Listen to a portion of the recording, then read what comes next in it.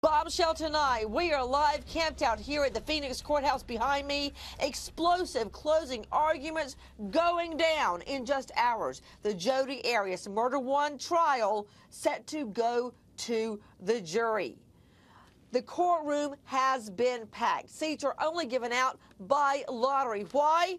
Because Martinez kicked off closing arguments with a bang. And instead of having a bunch of talking heads talking about it, let's listen to it. Here is Martinez in an explosive closing argument. She looked at each and every one of you, this person, and attempted to manipulate you. Well, this individual that attempted to manipulate you believes, based on what we've heard, that even though she may have engaged in actions, she may have done certain things, none of it, absolutely none of it, is her fault. Why could it possibly be her fault? If you look back in her history, which is the important part of it, involving her relationship with men, what do you see? Well, even when she was young, she had this personality of manipulating the facts. Back when she was with Bobby Juarez, what did she tell you? Well, this was an individual that was unfaithful to me. How could he be so unfaithful to me after I've done so many good things for him?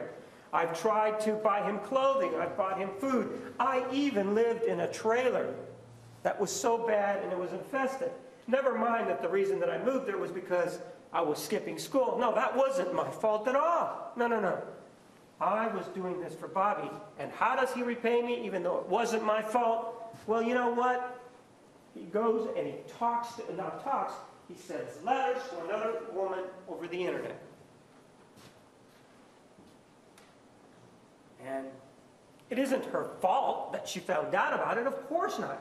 How could it be her fault that she found out about it if the library doesn't have enough security attached to that particular computer to have some sort of device attached to it so that somebody can't come along and just hit that backspace button so that whoever was using it before, maybe 1 or 2 or 3 or 4 people before that, somebody can just come along and hit that backspace button.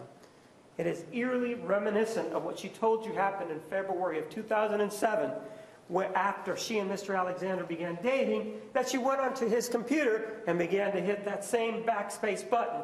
It's not her fault that computers have not been improved since the 90s or the 2000s, such that you can't stop hitting that backspace button.